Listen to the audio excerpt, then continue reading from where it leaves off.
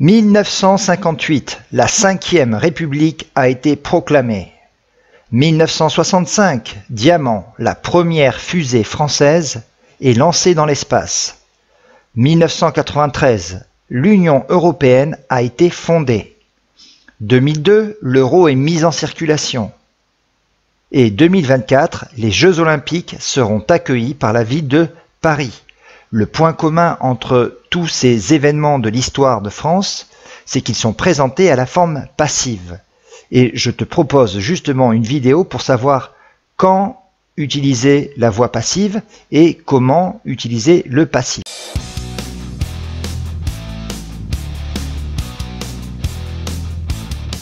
Alors, son utilisation pour commencer. Je vais prendre un autre exemple qui n'est plus un exemple français. Dallas 1963, le président John Kennedy a été assassiné. Alors, par qui a été assassiné le président Kennedy? On ne sait pas, il a été assassiné par Oswald. Est-ce que tu connaissais Oswald? Pas forcément. Oswald, alors je suis allé sur Wikipédia, c'est cet homme. Cet homme, avant l'assassinat de John Kennedy, était complètement anonyme.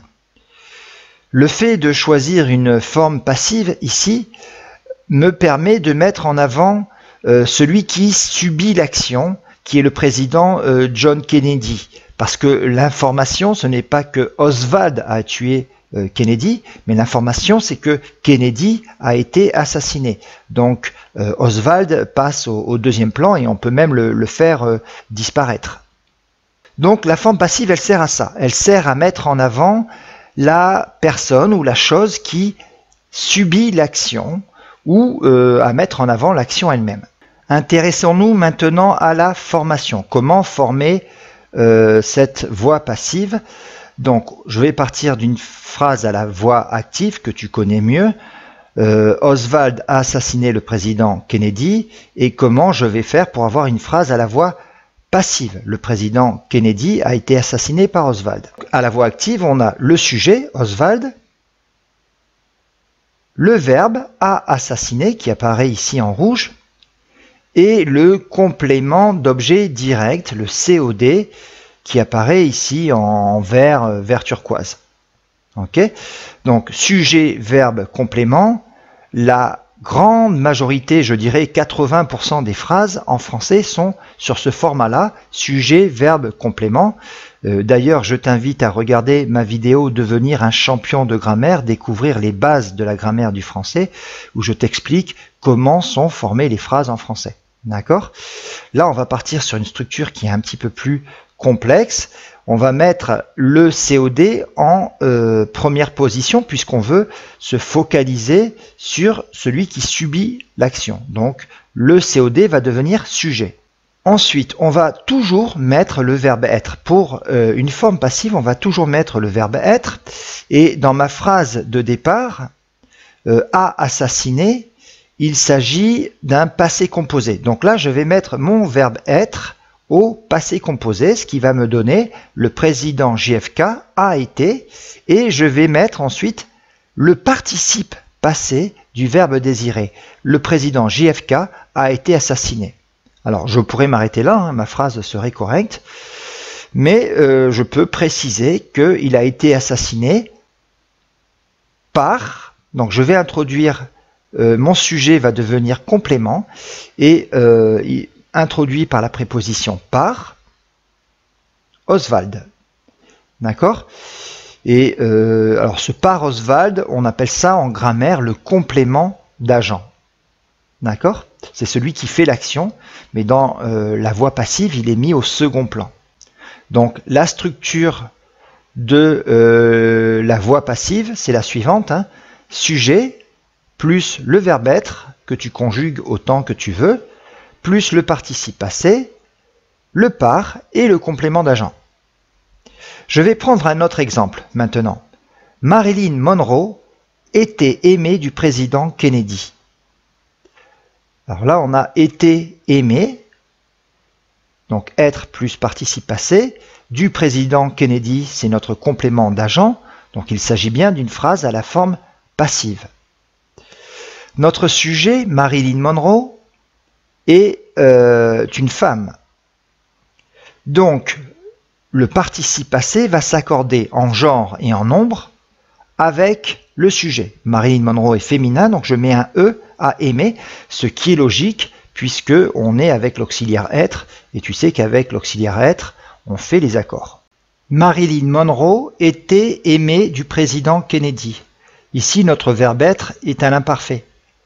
Mais je pourrais le mettre aussi au présent. Marilyn Monroe est aimée du président Kennedy. Au passé composé, Marilyn Monroe a été aimée du président Kennedy. Au passé simple, fut aimée.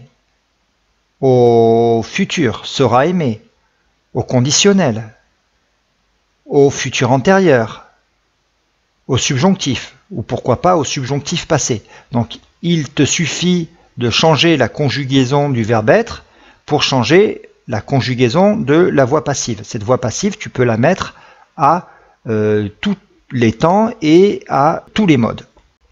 Marilyn Monroe était aimée du président Kennedy. Donc tu peux voir qu'ici, au lieu d'utiliser la préposition par, comme c'est souvent le cas, le complément d'agent est introduit par la préposition de. Et ce qui m'amène à cette partie suivante. Est-ce qu'il faut choisir la préposition par ou de? Quand est-ce qu'on utilise par et quand est-ce qu'on utilise de? Alors, généralement, on utilise la préposition par. Dans 90% des cas, on va utiliser la préposition par. Sauf avec les verbes de sentiment, comme aimer, adorer, détester, haïr, ignorer, craindre, respecter. Et dans ce cas-là, on va utiliser les participes passés suivis de la préposition de. Aimer de, adorer de, détester de, haïr de, ignorer de, etc. etc. Autre catégorie de verbes, par exemple avec cet exemple, ma salle de classe est décorée de vieilles affiches parisiennes. Là aussi, on a la préposition de qui introduit le complément d'agent de vieilles affiches parisiennes. Et pour des verbes que j'ai décidé d'appeler verbes de description. Je ne savais pas trop comment les appeler. Mais par exemple, décorer, border, parer, orner, garnir, pavoiser, entourer, tous ces verbes, avec tous ces verbes, on va utiliser la préposition de. Pourquoi? Parce que la préposition de, elle vient renforcer cette voix passive, cette passivité. Et si je dis de vieilles affiches parisiennes décorer la classe, les vieilles affiches n'ont pas de conscience, d'accord? Elles n'ont pas conscience de faire ça. Elles sont complètement passives, d'accord? Il s'agit d'objets, et donc avec ces objets, on va également utiliser plutôt la préposition de. Un dernier exemple, Madame le maire était accompagnée par son mari. À l'inauguration du musée, par exemple, Madame le maire était accompagnée par son mari. Je peux dire Madame le maire était accompagnée par son mari. D'accord, donc préposition par, qui est ici en rouge, ou alors Madame le maire était accompagnée de son mari. Et si je choisis d'utiliser de à la place de par, ça va renforcer la passivité du complément d'agent. Là, j'ai vraiment l'impression que le complément d'agent passe au second plan, mais il est vraiment, il fait partie du décor. Donc cette passivité est renforcée avec la préposition de. Alors, autre exemple, Usain Bolt court vraiment très vite. Je vais te demander de mettre cette phrase à la voix passive. Je te laisse 5 secondes.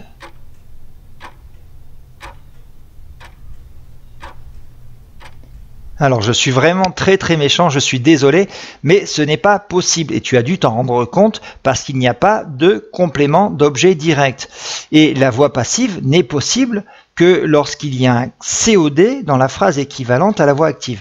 Ici il n'y a pas de COD, j'ai un sujet, Usain Bolt, un verbe, courir, et une série de 3 adverbes, vraiment, très et vite. Donc ici, la voix passive n'est pas possible. En revanche, si je rajoute un COD, Usain Bolt court vraiment très vite le 100 mètres, eh bien là, ma voix passive est possible. Je vais dire le 100 mètres est couru très vite par Usain Bolt. Donc attention à ça. Alors, une dernière chose avant de conclure, à l'oral, On peut dire effectivement Kennedy a été assassiné, donc c'est une forme passive, mais on va surtout l'utiliser à l'écrit ou dans un registre soutenu. En France, on dit souvent « on a assassiné Kennedy ». Ce « on » là qui veut dire qui, je ne sais pas, et c'est pas très important pour mon histoire. Et ça, en France, on l'utilise beaucoup à l'oral. C'est assez familier, c'est vrai, mais on l'utilise beaucoup. Alors, je ne sais pas si dans les autres pays francophones on fait la même chose.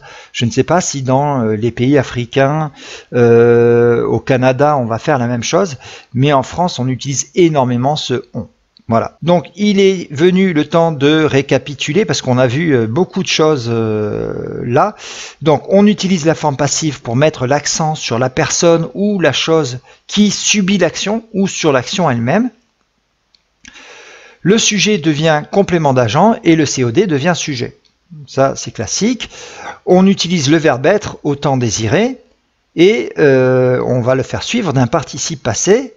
Ce participe passé, il s'accorde généralement, il s'accorde toujours en genre et en nombre avec le sujet. Une phrase à la voix active peut se transformer en voix passive uniquement si elle comporte un complément d'objet direct. À l'oral, les Français utilisent souvent le pronom on au lieu d'utiliser une forme passive. Et enfin, dans certains cas, avec certains verbes, on peut également utiliser la préposition de qui a pour effet de renforcer la passivité du complément d'agent. Il existe d'autres façons de faire des formes passives, mais ça fera l'objet d'autres vidéos. Moi je te dis au revoir, pense à t'abonner à la chaîne, laisse des commentaires, tu peux me poser des questions et si j'ai le temps, je te répondrai volontiers. Voilà, mais en général je trouve toujours un petit peu le temps, donc je te dis au revoir et à mercredi prochain.